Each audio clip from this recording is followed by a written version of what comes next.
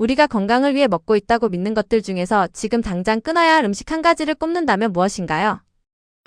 참 이게 어렵습니다. 어디서는 뭐 끊어라, 어디선 이거부터 끊어라, 여러 가지 정보들이 있죠. 근데 가장 제가 지금 황당한 건 과일부터 끊어라, 과일 먹지 마라, 채소 먹지 마라, 이런 이야기들이 공공연히 심심치 않게 소위 전문가라는 입에서 나옵니다. 근데 그 정보가 뇌피셜이든 어떠한 의학적 과학적 근거든, 근데 채소 과일 먹지 마라는 얘기는 어느 누구도 어떤 정부기관도 하지 않아요. 그러니까 안 하는 데 이유가 있겠죠. 되려 채소 과일은 하루에 400에서 500g은 꼭 챙겨 먹어야 된다, 이렇게 얘기를 하는 주장과 상반되죠.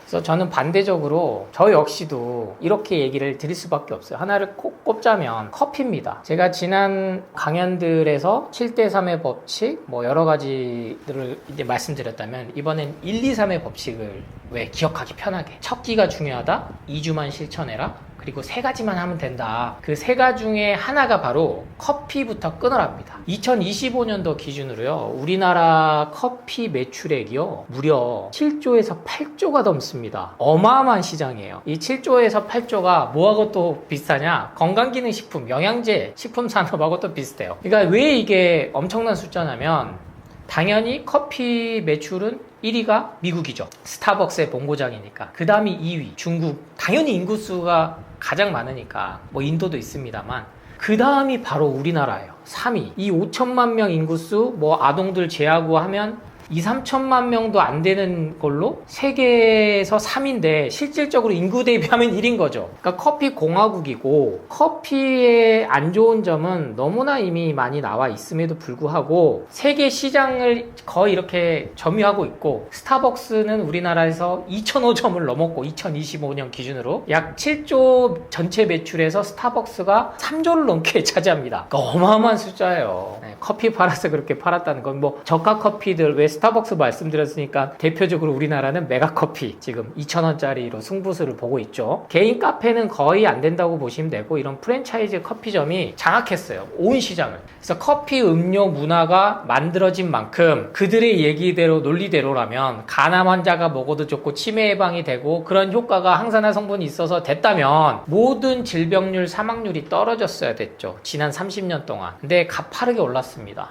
여러 가지 원인들이 있겠습니다만, 그래서 갑상선 질환들로 고통받으시는 분들, 뭐 저하증이든 한증증이든 이 대표적인 분들이 20, 30대 여성분들이 많아요. 그리고 남성분도 꽤 많습니다. 저는 이것의 가장 큰 영향이 10대 때부터 노출된 커피, 단순히 카페인 노출만 있는 게 아니고 그 커피에는 뭐 아크릴아마이드, 벤조피렌, 여러 가지 탄물질들, 그리고 최종 당화산물인 에이지스라는 게 치매를 갖고 오는 물질이 단백질 변성이 되는 것들이 확인이 됐고, 뭐 심지어 그 거품에는 크레마라고 해서 그거는 콜레스테롤 수치를 높이는 것까지 확인이 됐어요. 근데 더 끔찍한 거는 몸을 못 쉬게 만든다는 거예요. 그래서 여러분이 회복을 하려면 쉬는 시간이 필요한데, 피곤하니까 오늘 내가 커피 하루 한 잔 이상을 먹었으면 밤에 깊은 수면을 취할 수가 없고 회복이 안 된다는 겁니다. 그러니까 각성 상태를 유지하기 위해서 계속 내가 힘들 때마다 커피를 먹어온 게 축적이 되면 결국에는 간과 콩팥이 회복이 안 돼요.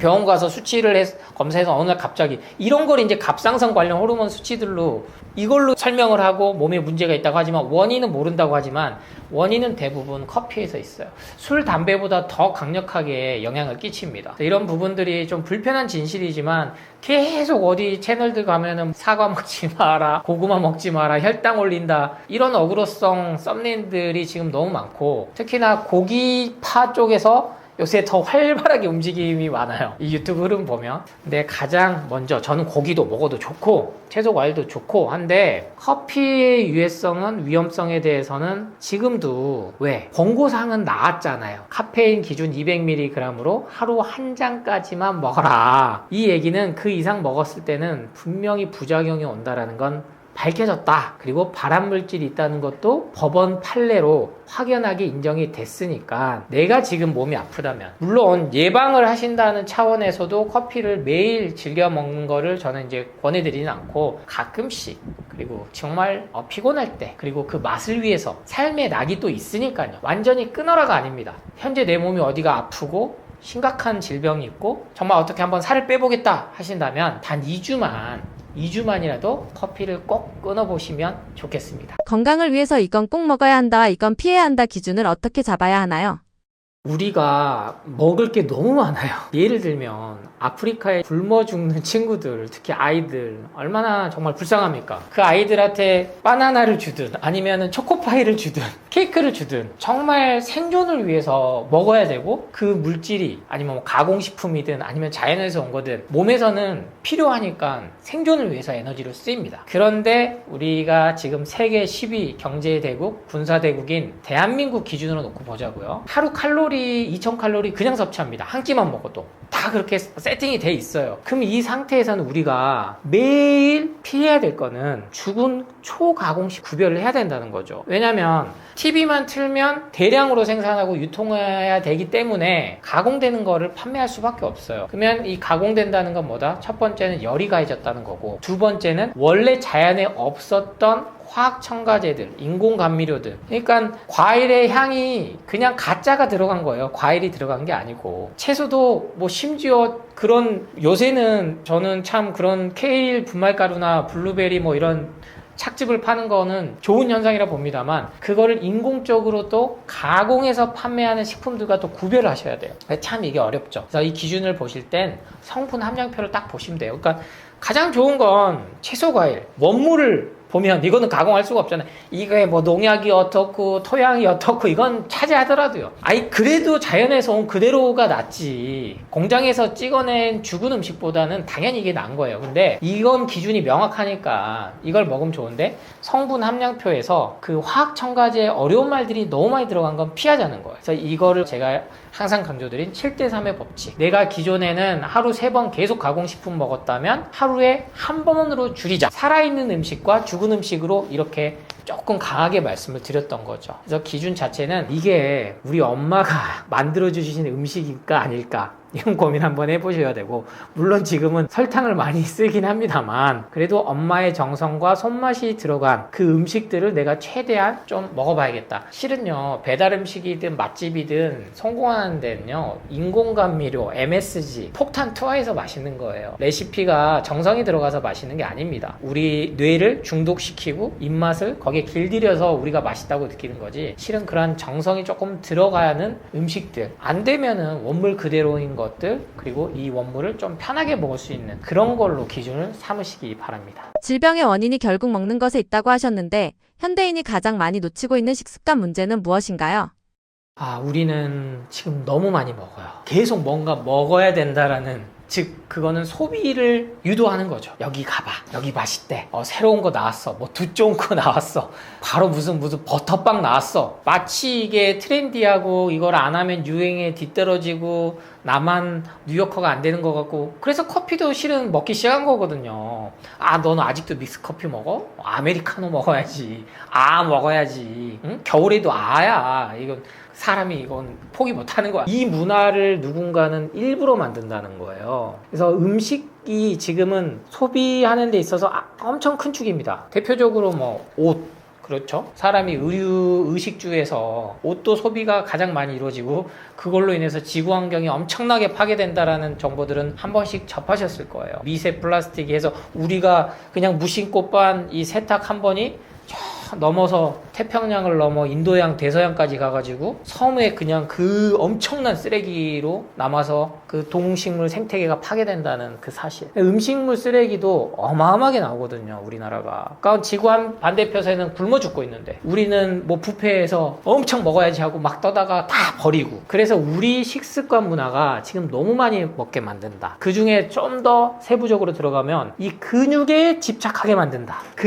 감소실증은요, 요새 보면 거의 공포 불안 넘어서 협박 단계예요. 너 근육 감손실 되면 어떻게 되는 줄 알아? 혈당 올라, 혈압 올라, 결국에는 만성질환과 치매와 나이 들수록 근 감손실을 막아야 돼. 그러려면 육류 먹어야 돼. 아니면 단백질 쉐이크 먹어야 돼. 또 다른 소비를 계속 부르죠. 뭐 산양류 단백질부터 해서 MBP부터 해서 NMN, 뭐 계란 껍질에 있는 성분까지, 그런 것까지 계속 나와서 큰 전체 덩어리를 보자면 그런 게 결국엔 소비를 부추긴다. 그래서 소식을 하는 게 결국엔 장수의 지름길이라는 걸 부인할 수 있는 전문가는 아무도 없고 이미 그거는 수많은 노벨 생리의학상으로 밝혀진 사실이기 때문에 너무 많이 먹는다. 불필요하게. 영양가도 없는 것들로 채워져서. 그래서 소식을 하되 딱 정말 필수적인 것들. 절대 이건 제가 하지만 영양제로 대체될 수 있다라고 그 마케팅에 속아 넘어가서도 안 된다는 말씀을 드려요. 절대 영양제로는 필수 영양분 섭취가 온전히 안 됩니다. 생각해 보세요. 그러면 음식 안 먹고 영양제만 먹고 살아야죠. 근데 그런 영양제는 없어요. 그러니까 이렇게만 생각하셔도 음식이 가장 기반이 돼야 되는구나. 비타민, 무기질, 미네랄이 같이 들어왔을 때 탄수화물, 단백질, 지방이 우리 몸에서 제대로 소화되고 흡수되고 배출되는구나. 그래서 제가 항상 기본은 채소 과일을 먼저 하고 그 위에서 더 나가라. 그 말씀을 드린 이유입니다. 많은 사람들이 영양제나 건강기능식품에 의존하고 있는데 정말 필요한 건 영양제가 아니라 식단이라고 보시는 이유는 무엇인가요? 와, 이 논란이 제가 4, 5년 전부터 계속 이제 화두를 던져왔습니다만 2026년 하면은 떠오르시는 하나의 세 글자가 있습니다. 바로 알부민이에요. 이거 피검사 했을 때 봤던 그 명칭인데? 근데 이게 25년 하반기부터 작업이 착착착 들어가더니 엄청나게 유행을 시켜가지고 결국에는 어디서 처음이에요. 대한의사협회에서 알부민은 먹는 형태로는 아무런 효과가 없다. 얘는 원래 정맥주사로 정말로 긴급하게 정말 그 영양실조에 걸릴 정도로 그리고 수술 직후에 환자 상태를 조금 좋게 호전하게 만들기 위해서 정맥주사를 통해서만 효능이 있고 그것마저도 부작용이 있기 때문에 함부로 써서는 안 되는 의약품으로 들어가 있었지만 여기에 관련된 게 또 글루타치온입니다. 글루타치온도 주사로 이렇게 의약품으로 처방으로만 하다가 먹는 형태로 개발돼서 1970년대부터 나왔어요. 근데 이 알부민을 마시는 액체 타입부터 해서 어떤 데는 뭐 가루 타입도 나오고 액상으로 일단 많이 나오는 거죠. 뭐 젤리 형태로도 나오고. 근데 이 소위 말하는 의사약사, 저도 약대를 나왔습니다만 조금만 공부를 하면 이 알부민이 단백질이라는 게 액상으로 먹었을 때 특히 그 구조상 들어왔을 때는 아무런 흡수가 안 된다. 아미노산으로 바뀌는데 그 과정에서 쉽게 설명드리면 MSG, 여러분이 들어본 글루탄산 나트륨 이러한 물질로 전환돼서 우리 몸에 찌꺼기만 남아요. 그럼 여기에 뭐 여러 가지 넣어서 항염증, 항산화 물질이다. 알부민이 에너지를 갖다 전달해주길 돕는 물질인 거 맞죠? 근데 그 식품에 이건 건강기능식품으로도 아직은 못 들어갔죠. 왜? 효과가 이거는 먹어서 인정이 나올 수 있는 게 없으니까 아무리 제작 지원을 한다고 해도 연구 지원을. 그래서 대한의사협회가 공식적으로 유일하게 얘기한 게 알부민이에요. 소위 말해서 쇼닥터들 문제 있다. 국민을 호도하거나 너무나 이 상업적 이윤을 위해서 의사 가운 입고 의사라는 이름으로 하에 이거는 너무나 심하다. 이미 의학적 과학적으로 나와 있는 것까지도 호도를 시키니까. 근데 이 기사요 금방 파묻혔습니다. 징계하면 뭐합니까? 이 기사 찾아보면 나와요. 이 자료화면 아마 뜰 텐데 저는 항상 팩트 기반으로 말씀을 드리니까.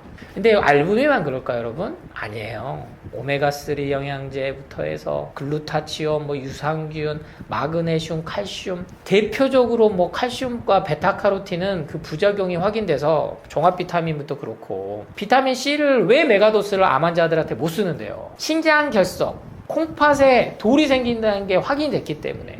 비타민C가 그 역할을 해요. 옥살산염이 채소나 뭐 시금치나 이런 데서 많이 먹어서 오는 위해가 아니고 비타민C를 먹었을 때 이 옥살산염이 생겨서 결국엔 결석이 생긴다더라는 기전까지 확인됐단 말이에요. 근데 이런 정보들은 어렵죠? 전 이해해요. 왜? 뭔가를 팔기 위해서 술, 담배도 파는데. 그래서 영양제는 99%는 플라시보 효과가 아주 뛰어나다. 왜? 그럴싸하잖아요. 현대의학과학이 접목돼서 최적의 기술이 들어갔기 때문에 몸에 좋겠지. 에이, 전문가들이 거짓말 하겠어? 저 사람 나보다 더 많이 배웠는데? 막금은 어떤 데는 또 하버드대 의대를 막 출신들을 막 기용을 해요. 근데 또 어떤 연구 결과 뭐 하버드대부터 해서 뭐 존스 홈키스나 메이오 클리닉이나 이런 데는 연구 지원을 따로 안 받는 연구 결과들은 극명하게 나옵니다. 영양제 부작용에 대해서. 근데 제약회사나 식품회사가 연구 지원해서 광고하는 정보들이 99%라는 거죠. 파는 입장에서는 훨씬 더 조그만한 것까지도 왜? 비타민C는 효과는 있으니까요. 근데 그 제품이 효과는 있는지 없는지는 확인이 절대 안 되는 거예요. 이걸 정제로 만들었을 때 아니면 액상으로 만들었을 때 글루타치온은 미백 효과는 있죠. 근데 불면을 갖고 온단 말이에요.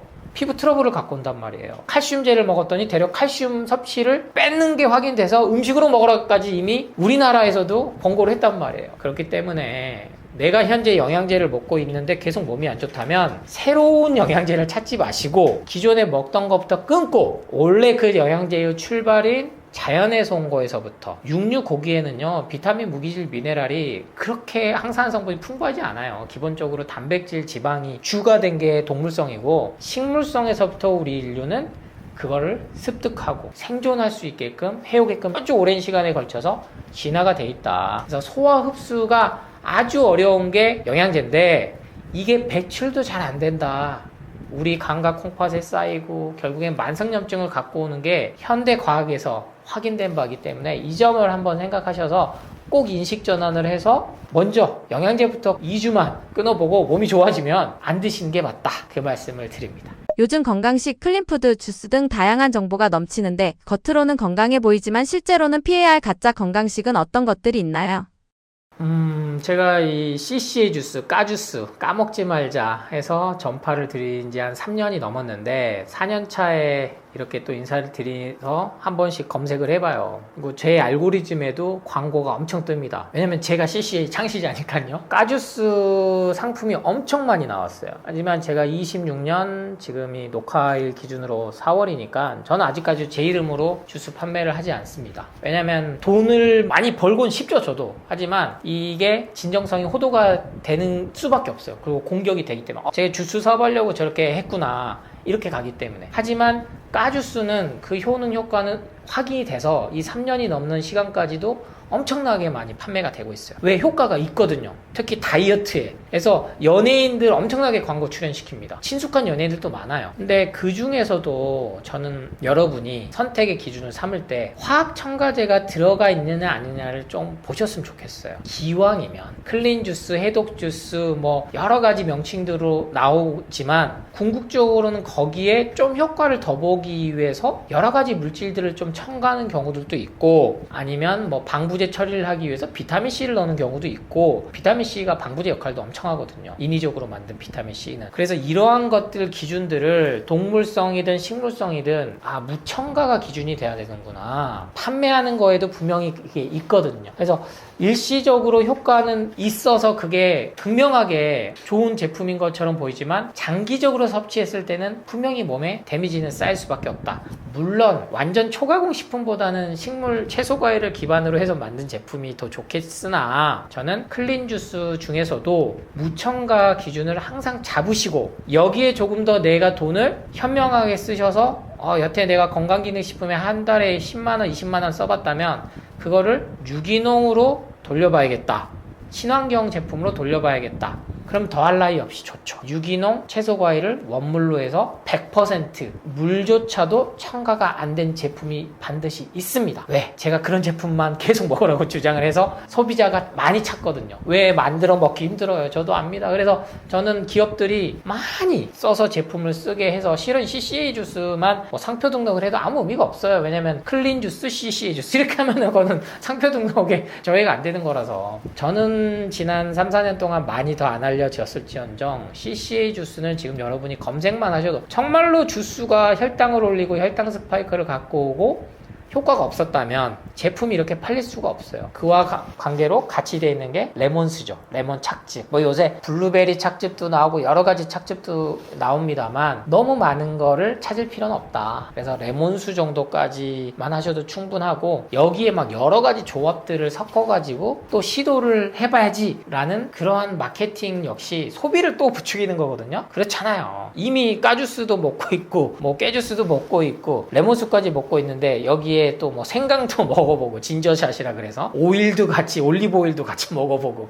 식물성 기름이 이제 막 대세니까 그러한 것들 기준에 저는 무조건 식물성 기름은 좋으니까 드세요 이게 아니에요. 저는 또 무조건 동물성은 안 좋으니까 먹지 마세요 이것도 아니고요. 기준을 세워라. 무항생제, 친환경, 무첨가 그렇게 해서 진짜 정보들을 가리는 옥석을 딱 하면 여러분이 마음 먹고 사드실 수 있는 제품이 반드시 인터넷에 존재합니다. 건강을 망치는 습관 중에서 많은 사람들이 무심코 반복하고 있는 대표적인 행동은 무엇인가요? 저는 이 질문에 대해서는 이 먹는 거를 떠나서 왜? 대다수니까. 그리고 영양제 안 드신 분은 또 안 드세요. 국민의 한 30%에서 40%는 안 드십니다. 실제로. 약 먹는 거 싫어하시는 분은 또 안 드시거든요. 근데 이 전체 우리 국민들 보면 매일 무심코 하는 게 걱정을 해요. 그러니까 여러 걱정하죠. 돈 걱정, 뭐 자식 걱정, 남편 걱정, 아내 걱정, 인간관계, 뭐 회사 승진, 매출, 뭐 실적. 그런데 이 걱정 중에 하나가 건강에 대한 걱정이 너무 커져 버렸어요. 앞서 설명드렸듯이 소비를 증작하기 위해서 공포불안 마케팅에 휘둘려 버리니까 내가 검사 받아봐야 되나? 뭐 간병비 보험 들어야 되나? 치매, 암 예방 보험 들어야 되나? 은연중에 하루를 시작하는데 오늘 또 하루를 눈 떴네, 안 죽었네, 살았네 이렇게 시작한 게 아니고 피곤해, 어디 아픈데? 이거 뭐 심각한 거 아니야? 뭐 여기 등 쪽이 아픈데 뭐 췌장에 문제 있는 거 아니야? 두통이 왜 이렇게 안 가시지? 뇌경색 오려고 하는 거 아니야? 뭐 내 머릿속에 혹 있는 거 아니야? 그 검사 받아봐야지, CT 찍어봐야지, MRI 찍어봐야지. 스스로가 내 몸에 문제가 있다라는 생각을 계속하게 만들었어요. 검사 수치도 그렇지만 TV만 틀고 뭐 인스타를 하든 유튜브를 하든 불안하게 만든 정보들에 계속 노출이 됩니다. 저 역시 이 트렌드를 보기 위해서 쇼츠 많이 보거든요. 저도 보고 있으면 저도 뭔가 어디가 아파지는 것 같아요. 그래서 여러분이 이 영상이 이런 얘기가 뭐가 실은 혹하진 않아요. 뭐 제가 파는 게 아니니까. 그런데 여러분이 계속 아프고 뭔가를 사는 이유는 그렇게 만든다는 겁니다. 그래서 아침에 저도 육아하느라고 싫으면 짜증 나거든요. 아침잠이 저는 많은 편인데 애가 먼저 깨가지고 아빠를 깨워요. 본인 이제 방에서 나가고 싶으니까. 그러면은 저도 마음 수행을 하죠. 우리 아들이 안 아프고 밤새 잘 자고 나를 이제 깨워주는구나. 그런 날도 있고 반대로 아빠 저한테 깨우지 말랬지? 왜? 그거 좀 더 자고 싶어, 누워있고 싶어가지고 막 시간 보면 7시예요 일찍 나가고 싶은 거죠. 근데 그 순간 저도 자꾸 마음을 이 감사한 마음을 가져야지. 그래서 여러분이, 저는 진짜 건강하게 지낸다는 건 수치가 완벽하거나 내 몸이 머리부터 발끝까지 안 아픈 데가 없는 게 아니에요. 사람이 어떻게 안 아픕니까? 근데 이걸 노화로 결목시켜서 조속 노화를 등장시키고 노화를 예방하고 늦추고 그런 방법들이 있는 것처럼, 근데 결국엔 뭔가를 먹게 만든다는 거죠. 근데 그 이전에 마음이 편해야 된다.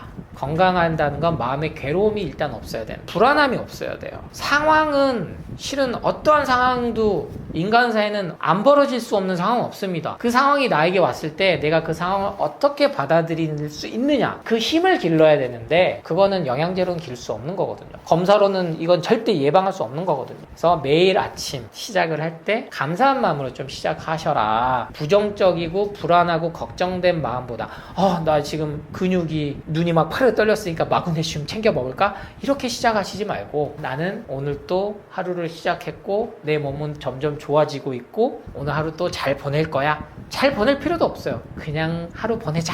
무사히. 그렇게 저는 꼭 하루를 시작해보는 습관을 3일, 일주일, 2주만 하시면 놀랍게도요, 몸이 아무것도 안 했는데도 좋아지는 그 기적을 반드시 느끼시라 장담합니다. 복잡한 정보 다 빼고 건강을 위해 딱 하나만 바꾼다면 무엇부터 바꾸는 게 가장 효과적일까요?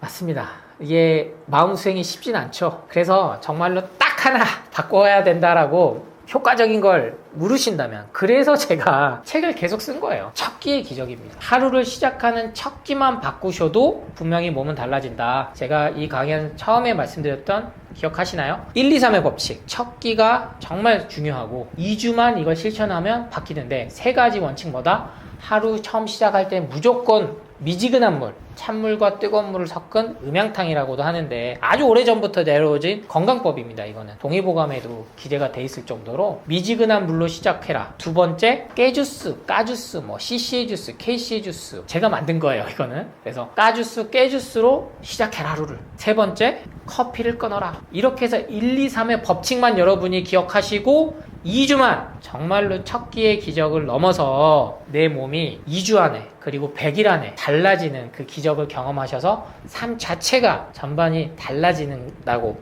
제 얘기가 아니에요. 수많은 분들이 지난 오랜 시간 동안 제가 전파를 해왔고 제 얘기를 실천하시고 다시 또 나누시고 하셨던 분들이 검증하고 있으신 거기 때문에 꼭 한번 첫 끼의 기적 1, 2, 3의 법칙을 실천해 보시기 바랍니다. 요즘 간헐적 단식이나 공복 유지가 좋다는 얘기가 많은데 공복 상태가 우리 몸에 실제로 어떤 변화를 만들어내는 건가요? 어떤 분들은 제가 아예 아침 먹지 말라고 생각하신 분들이 있어요.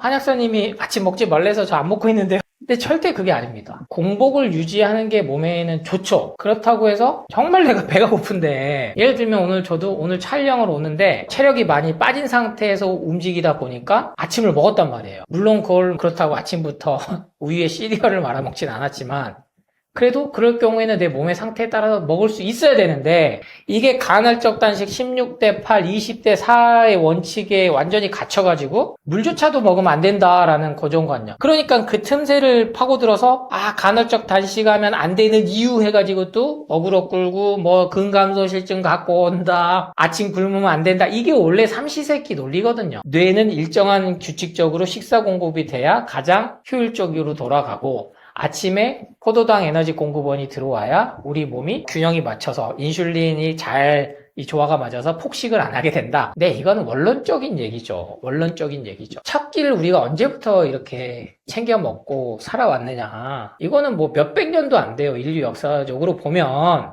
그래서 제가 강조하고 싶은 거는 공복을 최소 유지해주는 시간은 여러분이 수면 시간만이라도 유지를 하는 패턴은 가져줘라. 8시간, 그쵸? 그럼 여기에 내가 조금 더 굳이 오늘은 안 먹어도 컨디션이 괜찮아 생각하면 4시간에서 뭐 6시간만 더해지면 그게 12시간, 14시간 이렇게 되는 거거든요. 근데 이때 내가 나는 뭘 먹어야겠어 한다면 그 첫 끼로 바로 채소 과일, 그것도 원물로 먹지 말고 주스 형태로 한번 먹어봐라. 왜? 소화 흡수 형태가 가장 빠르고 에너지가 덜 들고 그 대신에 우리 몸에 들어있는 밤새 소화, 섭취, 동화했던 그 애들을 배출해내줄 수 있는데 에너지를 줄 수 있는 가장 효과적인 게 왜? 당 공급도 하니까 과일의 과당이 나쁜 게 아니라니까요, 여러분. 이런 원리로 공급이 주어졌을 때 과당은 아주 본인 역할을 하는 겁니다. 설탕이 문제인 거죠. 인공과당, 액상과당이 문제인 거지 과일의 과당은 죄가 없다. 그래서 첫 끼를 내가 무조건 굶어야 하는 게 간헐적 단식이다 생각하지 마시고 저는 그렇게 하면 지속된다고 보지 않아요. 결코. 그래서 다이어트가 실패하는 겁니다. 오랫동안 할 수 있는데 고통 없이 불편함 없이. 그래서 어떤 날은 먹어도 되고 아침에 채소, 과일, 까주스, 깨주스를 매일 먹어야 되는 상태는 내 몸이 아팠고 지금도 뭔가 회복 중이고 할 때는 매일 먹어야죠. 저조차도 저는 지금은 그 매일 먹어야 돼! 그 강박에서 벗어났어요. 먹을 수 있으면 좋죠. 집에서 누가 해주면 먹으면 좋고 아니면 직접 만들어서 먹어도 되고 그 루틴을 만드셔도 좋은 건데 내가 어떤 거에 절대적으로 의존해서 그걸 안 지키면 안 된다. 그게 생긴 게 영양제 아닙니까? 매일 먹어야 돼. 유산균 몇 억 마리는 매일 먹어야 돼. 오마유, 오메가3, 마그네슘, 유산균 여기에 뭐 칼슘, 칼륨, 마그네슘 뭐 다 너무 많아요. 여기에다가 올리브오일까지 먹고 생강 진저샷까지 챙겨 먹고 그걸 어떻게 다 소화 흡수합니까? 여기다 또 그날 기분 좋다고 케이크 먹고 믹스커피 마시고 그러니까 아프죠. 그래서 쫄쫄쫄 굶으려고 하지 말고 16대 8 간헐적 단식을 하되 아침에는 뭔가 먹은다면 이 첫 끼로는 주스를 드셔봐라. 그게 가장 내 몸엔 효과적이고 효율적이다 라는 걸 기억하시면 좋겠습니다. 공복 상태에서 첫 끼를 어떻게 먹느냐에 따라 하루 컨디션이 달라진다고 하셨는데 이 차이를 만드는 몸의 핵심 메커니즘은 무엇인가요? 우리 몸의 핵심 장기를 이제 오장육부라고 하죠. 물론 어떠한 장기가 약화돼도 다 전체 유기적으로 영향을 줍니다. 근데 참 인체가 신기한 게 폐도 2개가 있고 콩팥도 2개가 있고 그 이유는 번갈아 가면서 이렇게 회복을 할 수 있는 시간을 주기 위해서예요. 왜? 간을 갖다가 돕거든요. 결국에는 이 간이 첫 번째 모든 해독의 열쇠입니다. 피도 결국에는 순환을 간을 통해서 해서 깨끗한 피를 심장을 통해서 혈관 곳곳으로 내보내서 에너지 공급을 하는 거거든요. 그러면 이 에너지 공급을 하는 데 있어서 알부민이 역할을 한다 그래서 알부민 영양제는 백날 먹어봤자 효과가 없고 이 영양제를 통하지 않는 정말 자연에서 온 음식으로 인해서 온 에너지 흡수를 했을 때 나타나는 것들이 여러분이 많이 들은 활성산소, 산소 쓰레기, 대사산물들이 나와요. 그 중에 하나가 옥살산염입니다. 대사산물이에요. 근데 이게 배출을 어떻게 잘 해주냐에 따라서 달라지는데 이 배출을 해주는 걸 돕는 역할이 바로 림프 시스템이에요. 혈관 옆에 같이 다 따라 있는 게 림프관입니다. 그러면 림프관이 있으니까 림프액도 있겠죠. 혈관이 평균 5리터면 림프액은 무려 15리터나 돼요. 그러니까 3배나 많습니다. 혈액이 부족하면 죽잖아요. 림프액이 점점점 역할을 못하고 없어지면 아프기 시작하고 만성질환과 암과 치매가 온다고 생각하시면 됩니다. 근데 이 림프액은요 순환하지 않아요. 막혀 있어요. 그러니까 일정하게 한 방향으로 흐릅니다. 그래서 예전부터 운동을 해야 된다라고 강조를 한 건데 이게 꼭 운동만 해서 흐르는 게 아니에요. 박수만 쳐도 되고 하하하하 이렇게 웃고만 해도 림프액은 순환됩니다. 그래서 더 뛰어넘어지면 명상, 요가 그리고 생각만으로도 이 순환을 시킬 수가 있다는 게 확인됐어요. 엄청나죠? 이게 이제 뇌과학의 호르몬과 연결이 돼 있는 건데 그래서 뭐 세로토닌, 뭐 행복 호르몬부터 해서 여러 가지 그런 각종 호르몬들이 이런 역할들을 한다는 거에 연결이 돼 있는데 이 림프 시스템을 회복시켜주는 역할을 바로 주스가 합니다. 까주스, 깨주스. 그 효과가 확인이 됐어요. 그래서 림프 주머니에 독소들을 배출해낸 거를 암으로 진단을 하는데 이걸 톡 잘라내서 암 제거하고 항암하고 방사능나서 작게 해봤더니 다 퍼지더라는 거예요. 결국에는. 근데 이 림프 주머니에 쌓여있는 독소들을 이 항산화 효과들을 갖고 항염증 효과를 가진 자연산세손, 사과, 당근, 양배추, 케일, 샐러리를 통해서 몸을 해독, 감각 콩팥을 회복시켜주니 이게 점점점 줄어들고 결국엔 통증도 사라지고 암도 완치가 되더라는 거예요. 제가 말기암 환자 정말 많이 봤습니다. 병원에서는 급작스럽게 아파서 갔는데 한두 달밖에 안 남았습니다 해서 수술도 못 하시고 아무것도 못 하신 분들이 와요. 왜? 한방병원 한의원 가시면 그런 분들 잘 안 받아주신 경우도 있거든요. 한약 쓰기 겁나죠. 이러든 저러든 죽으니까. 그쵸? 그 책임에 근데 소재에서 좀 자유로워질 수 있는 게 이제 저 같은 한약사는 용감하거든요. 왜냐면은 환자가 원해서 하는 거니까 이거 드세요라는 거보다는. 근데 제가 하는 건 자연 치유인 거예요. 착즙 하루에 드셔보세요. 500ml씩, 1리터씩, 2리터씩. 왜?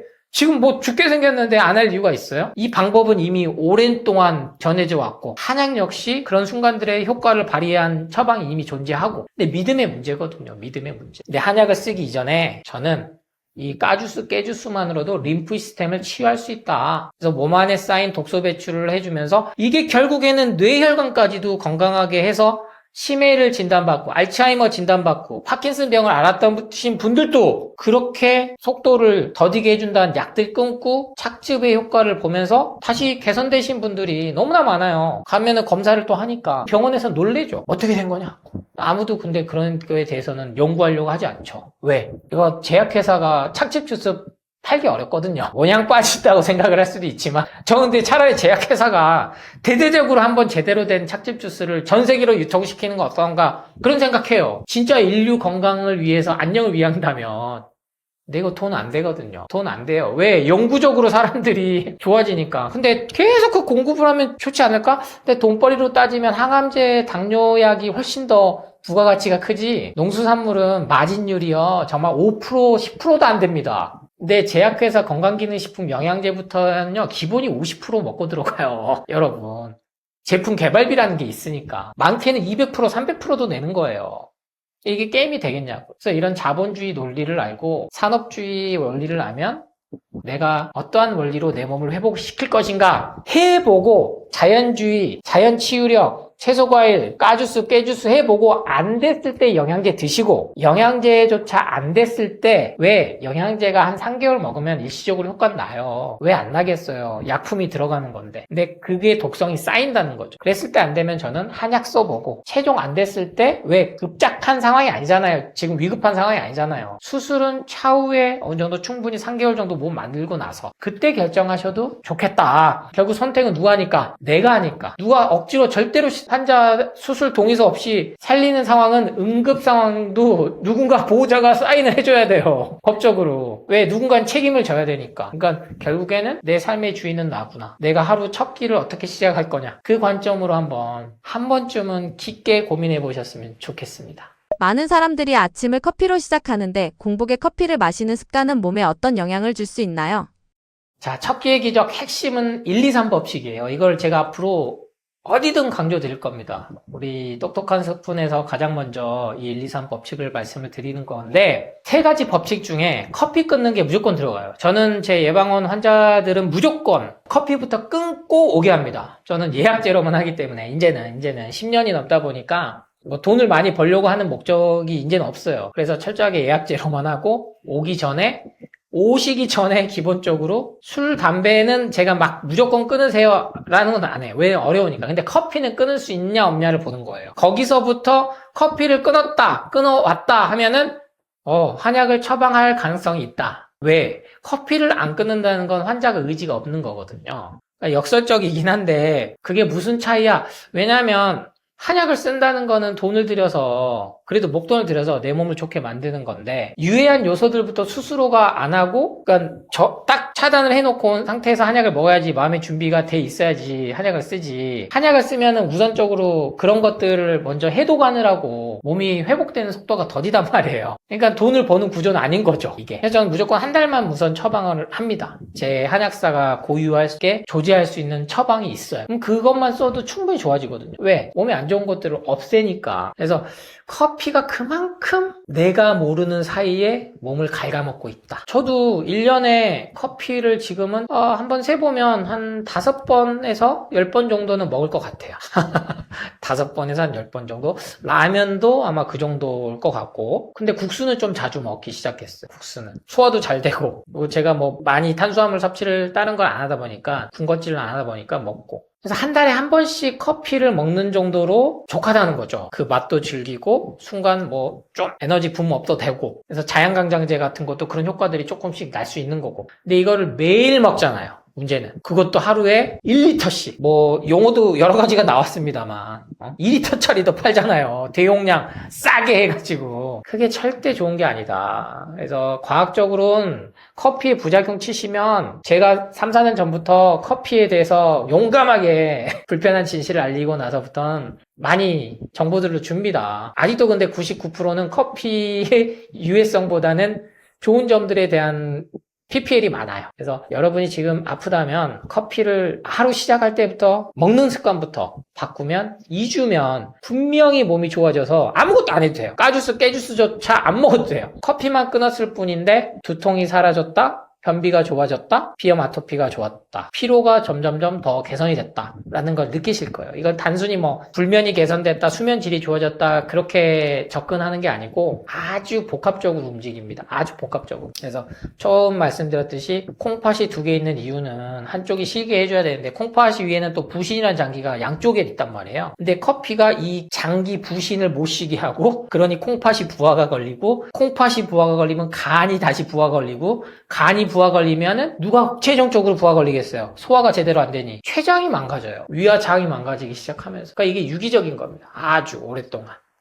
속는 셈 치고라도 커피 한번 끊어보세요. 근데 커피 파시는 분들 입장에서는 불편한 진실이겠지만, 여러분이 커피 2주 정도 안 먹는다고 해서 우리나라 커피 산업 시장 절대 안 망합니다. 그러니까 내 가족이 하고 내 부모님이 하고 내가 커피 사업을 하더라도 파시지 말라는 게 아니에요. 그게 하나의 산업인데, 사업이고 돈벌인데 그걸 어떻게 하라 마나 하지 마라, 그런 거는 공산주의죠. 그러니까 그건 별개로 내가 카페를 하더라도 일단은 내 몸이 좋아져야, 또 누군가는 커피를 원하는 사람은 그거를 팔아야 되잖아요. 그러니까 그런 윤리적 도덕적 관념이 아니니까요. 한 번쯤 조금 커피는 나부터 끊어보자. 그리고 주의 끊으라고는 하지 마세요. 나 끊었으면 됐어요. 그걸로 족한 거지 막 싸울 필요는 전혀 없는 거예요. 난 디카페인 먹는데, 야, 디카페인이 더 안 좋다는데, 막 이런 얘기 하실 필요도 없어요. 그런 걸로 싸워봤자 에너지 낭비니까 나부터 실천해보자. 그리고 남한테 잔소리 하지 말자.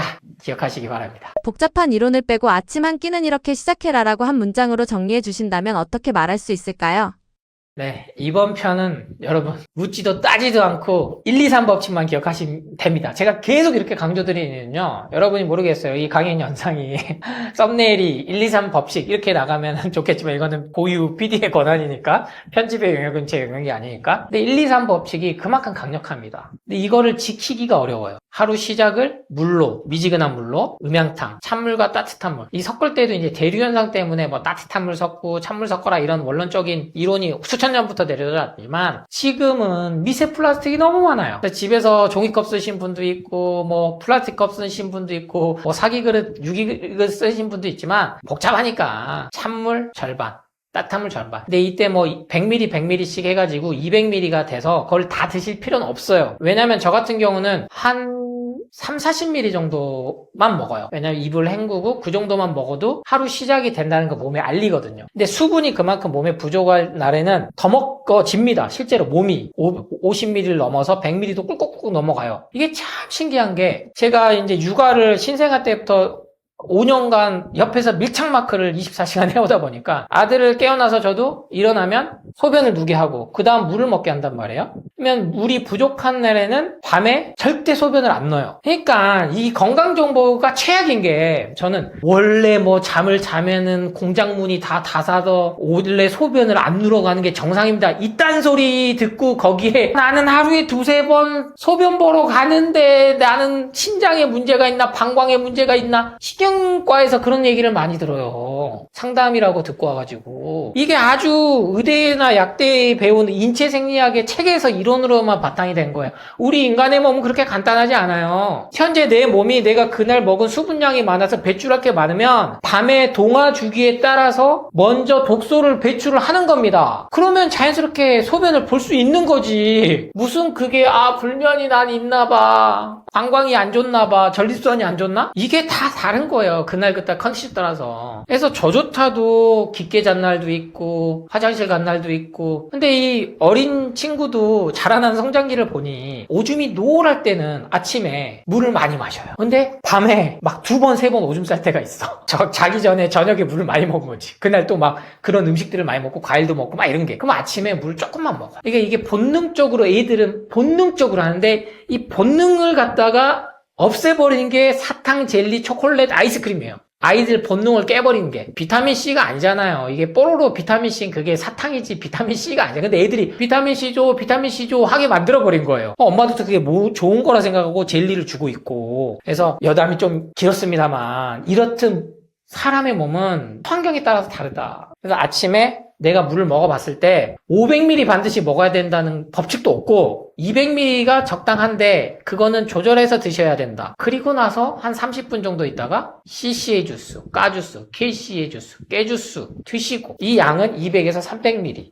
하루 양으로 따지면 500ml는 드실 수 있게 2번에 나눠서. 근데 이게 점점점 조금 익숙해지면 한 번에 500ml도 드실 수가 있어야 된다. 그래서 공복 시간을 내가 8시간을 수면 시간으로 잡았으면 되시면 아침에 물만 먹고 레몬수 드실 수 있으면 드시고 4시간 정도 지나면 오전 10시나 11시에 까주스나 깨주스를 드시는 루틴을 추천드려요. 왜냐면 10시간에서 12시간 됐을 때 살이 찌신 분들은 드디어 지방을 조금씩 태우기 시작하거든요. 그래서 오토파지라고 그래서 이게 노벨 생리의학상 을 받은 개념인데 여기서 간헐적 단식이 온 겁니다. 근데 당연한 거예요. 소식해라. 야식 먹지 마라. 그쵸? 근데 16시간이 됐을 때 이 오토파지가 가장 활성화되더라. 쓸모없는 세포들을 먹이로 삼아서 에너지원으로 쓰더라. 자가치유를 하더라. 조절세포인 T세포가 있더라. 왜? 진두지휘 감독하는 애들이 있다라는 거예요. 대식세포, NK세포, 이 면역세포들을 진두지휘하는 조절 T세포가 있더라. 이것까지 노벨 생리의학상을 받았습니다.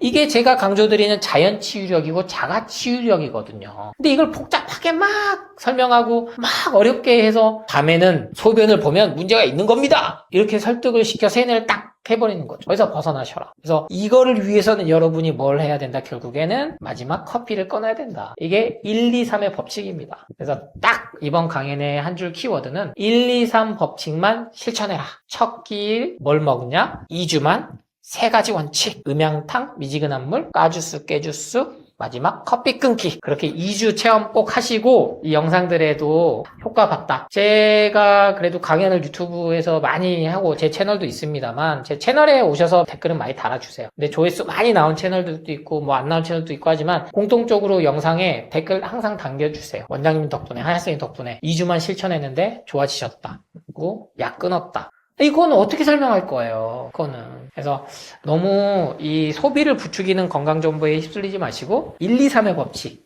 첫 끼의 기적 꼭 실천해 보시기 바랍니다. 네, 안녕하세요. 인천 송도에서 예방원 한약국을 운영 중인 조승우 한약사입니다. 우리 똑똑한 스푼 채널은 참 인연이 깊어요. 처음 제가 강연 시작할 때 초창기 무렵부터 시작을 해왔는데, 그래서 항상 책이 나오면 여기를 먼저, 왜냐면 제가 어딜 다녀도 PD 작가님들이 많이 바뀌시는데, 여기 PD님은 몇 년째 저랑 같이 하니까 저도 이게 더 정이 가고, 사람이란 게 그래요. 그리고 신뢰도 쌓이고 믿음도 있고, 그래서 항상 먼저 책을 소개를 해드리는데 벌써 9번째 책입니다. 누구는 뭐 한간에 그쵸, 너도 결국엔 책팔이 아니냐, 제 본업이 작가가 됐어요, 그러면 책을 파는 게 제 수입원이 되겠죠. 근데 또 원래는 제가 한약 전문 약국이니까 돈을 벌기 위해선 한약에 관한 책을 썼을 겁니다. 그리고 이 채소과일에 대한 책을 썼으면 채소과일 사업을 할 수도 있습니다. 그리고 이 CCA 주스, KCA 주스를 이렇게 많이 알렸고 레몬수를 알렸기 때문에 제 이름을 건 주스 사업 했으면 돈 많이 벌었을 거예요. 그런데 저는 이미 32살 때 죽음을 경험해 봤고, 커피 사업을 해봐서 돈을 벌었다가 건강 잃어봤고, 그러니까 돈을 추구했을 때는 결국에는 만족이 안 된다는 걸 저는 제 나름대로 제 삶의 가치관, 철학을 만든 거죠. 물론 제 아내는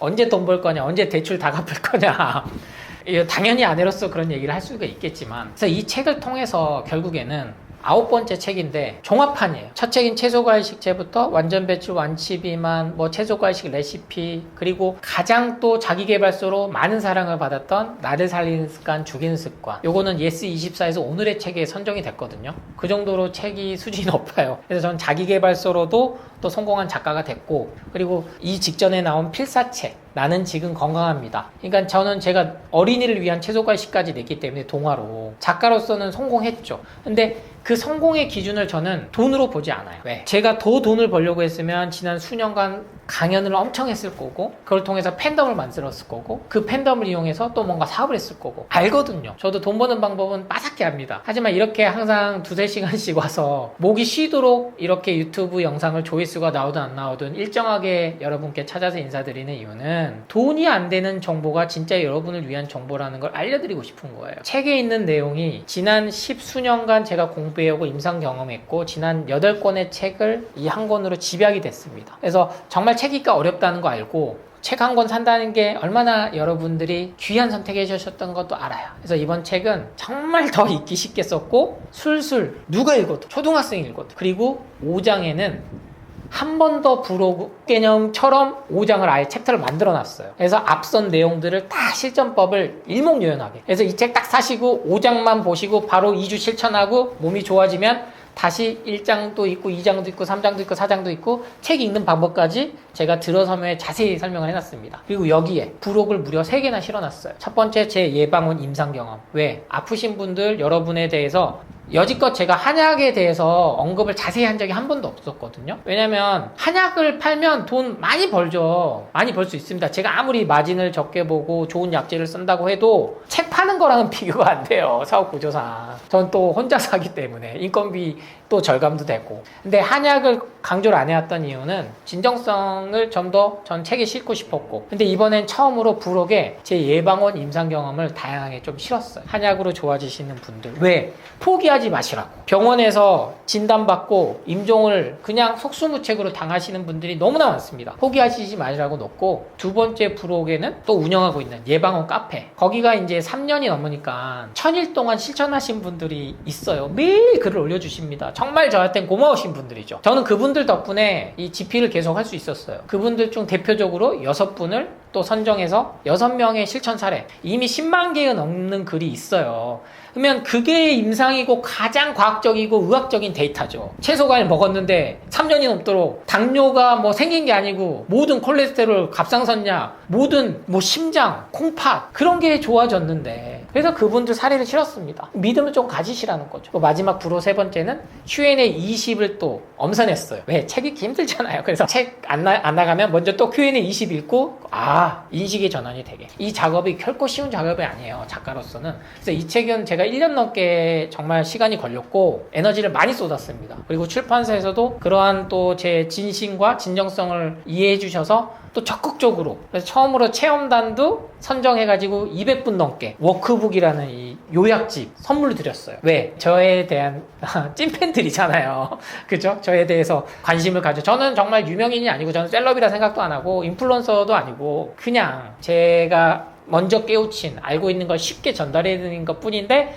그걸 실천하고 다 전파해 주신 독자분들이거든요. 우리 똑똑한 스푼에서도 영상 보시고 또 실천해 주시고 전파해 주시고 그분들에게 저는 이제 제가 드릴 수 있는, 저도 언제 죽을지 모르잖아요. 요새 또 다시 운전해서 다니는데 누군가는 매일 죽고 심지어 누군가는 하루에 30분마다 극단적인 선택을 합니다. 정말로. 제가 인천 송도 사는데 인천대교가 보이거든요. 이제 월세 살다 전세로 살고 있습니다만 거기서 누군가는 극단적인 선택을 해요. 그런 상황에서 제 책을 보시고 실천해 주시고 그런 분들께 워크북, 그분들은 정말 큰 선물을 받으신 거고, 초판본에 한해서 더 한번 앞서 제가 강연에서 강조드렸던 까주스, 깨주스 레시피 엽서, 그리고 2주 플래너. 이게 다 돈이거든요. 출판사 입장에서. 인쇄물이 더 나가는 건데. 근데 그런 걸 초판으로 선물로 드려요. 초판이 제가 보통 빨리 나갑니다. 보통 요새 작가들 기본적으로 너무 경기가 안 좋으니까 그래도 좀 베스트셀러 작가 하면 2,000부. 안 되면 뭐 1,000부도 찍어요. 500부 찍고. 그 정도로 책 파는 게 어렵습니다. 근데 제 책이 30만 부가 넘게 나간 건 효과가 인정이, 입증이 됐다는 겁니다. 그래서 이 영상을 보시고 아직도 긴가민가, 주스 먹으면 혈당 오른다는데, 간하고 콩팥이 안 좋다는데, 아직도 난 영양제에서 못 벗어나고 있고 아직도 검사에서 못 벗어나서 수치에 끌려다니고 있다면 저는 이번엔 과감히 말씀드려요. 이 책 한 권은 꼭 한번 구입하셔서 보신다면 분명히 가족들 전체의 삶이 달라질 거다. 주위에 아프신 분들이 어렵습니다. 네, 약 끊고 뭐 자연 치유하고 주스 먹는다 하면 난리 나요. 난리 나. 근데 그거를 실생활에서 다 실천해 와 주신 분들이 바로 제 구독자분들이신 거예요. 그래서 이 책은 그런 분들을 위해서 레시피를 명확하게 실었다. 하루에 500ml, 최대 2리터 어떻게 먹을 방법까지. 그래서 여러분은 실천만 하시면 된다. 여러분이 구독과 좋아요를 눌러주시고 제 영상에 공유를 해주시고 댓글 달아주시고 그런 것들이 아주 크다. 여러 가지, 그냥 다 같이 살아야 돼. 사람이 자기만 잘 살 수는 없어요. 저도 저만 이미 저는 행복한 법을 알았어. 우리 아내랑 아들이랑 세 식구 행복하게 살아야지. 그럴 수도 있겠지만 더 나은 삶은 결국엔 나누고 전파하고 봉사하고 다 같이. 어떤 경우에도 전쟁은 없어야 된다. 평화가 좋지. 싸워서 뭐 하려고. 싸워서 뭐 하게요. 죽기 밖에 왜요? 죽으면 끝나요, 여러분. 죽으면 끝나요. 그러니까 죽으면 너무 두려워할 필요도 없고 오늘도 그냥 사는 거다. 그래서 제 책에 들어서면에 이런 문구를 소개해드리면서 마지막으로 마무리를 하겠습니다. 그 비행기를 타다 보면 창문에 구멍이 뚫린 거 발견하신 분 있을 거예요. 이거 그러면 잘못된 거 아니겠지? 창문 깨지는 거 아니겠지? 그게 이제 브리더 홀이라 그래서 숨구멍이라고 해요. 그게 있어서 삼중창이 압력이 유지가 되고 서리가 안 서려서 밖을 볼 수 있는 거고, 깨졌을 때 더 바깥 외부 창문만 깨지게끔 그 기압차를 조절해 주는 겁니다. 아주 과학적인 거죠. 그것처럼 창문에 구멍이 있다고 해서 하자가 아니고 그 숨구멍이 있었을 때 더욱더 안전한 것처럼 우리 인간의 몸도 완전하게 하려고 하면 안 된다. 삶 자체도 그렇게 완벽하게 세우려고 하면 안 된다. 그냥 주어진 하루하루를 그냥 태어났으니까 그냥 사는 거야. 이 생각을 받아들이고 나면 특별한 의미와 목적을 찾아서 달성하기가 쉽습니다. 그런데 내 삶은 나는 소중해, 나는 의미가 있어, 난 특별해야 해, 난 우주와 같이 빛나는 존재가 될 거야, 이 강박을 갖고 대하면 목표가 아무리 달성돼도요 더 높은, 왜? 비교가 계속 되거든요. 그래서 부자들이 불행해요. 10억 벌면 100억 벌고 싶고 100억 벌면 1000억짜리, 1000억 벌면 1조짜리. 끝이 없죠. 끝이 없어요. 그게 욕심이죠. 욕망이고. 그래서 그렇게 여유를 가지는 삶을 좀 가지셔라. 누굴 위해서? 나 자신을 위해서. 누구도 아닌 나 자신을 위해서. 그래서 그런 마음의 괴로움이 없는, 항상 제가 강조하는, 오늘 또 그냥 채소갈식. 왜? 수행하는, 마음 수행하는 방법이 가장 쉬운 게, 할 수 있는 게 음식을 바꿔보는 거예요. 제가 아직도 육류가 뭐 더 좋습니다, 카니보어는 아닙니다, 이런 주장은 아주 협소한 거예요. 전체를 보셔야 돼요. 삶 전체를, 우주 전체를, 지구 전체를. 그러면 진실은 아주 단순하게 답이 나옵니다. 그 시작을 저는 우리 여러분이 이렇게 첫 기의 기적, 이렇게 책을 강추한 적은 한 번도 없어요. 근데 이 책은 그만큼 제가 여지껏 심혈을 기울여서 만들었고, 그 효과를 분명히, 왜? 저를 모르신 분이 더 많죠. 대한민국 그 책 구독자, 그 책을 사실 수 있는 대상으로 하면 30만 부는 아무것도 아닌 거죠. 그래서 저는 100만 부 100만 부. 100만 부 되면은 저 기부 많이 할 수 있을 것 같아요. 100만 부 정도가 되면 저도 대놓고 아너 소사이어티 이런 거 그리고 기부 얼마 했습니다. 이런 거를 또 물론 선행은 모르게 하는 걸 수도 있지만 우리 김장훈 선생님처럼 전세 살면서 200억 기부하는 그런 거 많이 알려줘야 된다고 생각하거든요. 그래서 저도 결국에는 60이 됐을까지 살아있으면 저희 아들도 이제는 어느 정도 성년이 돼갈 나이고 저 아내랑 약속한 게 기부하자. 재산 기부하자. 우리가 최소한의 생활할 것만 하고 나머지는 다 기부하자. 그러기 위해서는 재산부터 모아라. 저희 아내가 아주 고도의 저를 조련시키는 약속을 한 거죠. 이처럼 여러분하고 또 즐겁게 제 10번째 책이 나왔을 때 또는 제가 60이 됐을 때 그랬을 때 그때 또 저에게 연락을 주셔가지고 그것도 하나의 얼마나 큰 기쁨입니까? 그래서 우리 여러분 그때까지 항상 건강하시고 마음 평안하시고 행복하시길 기원드리면서 이번 강연도 마치겠습니다. 감사합니다. 사랑합니다.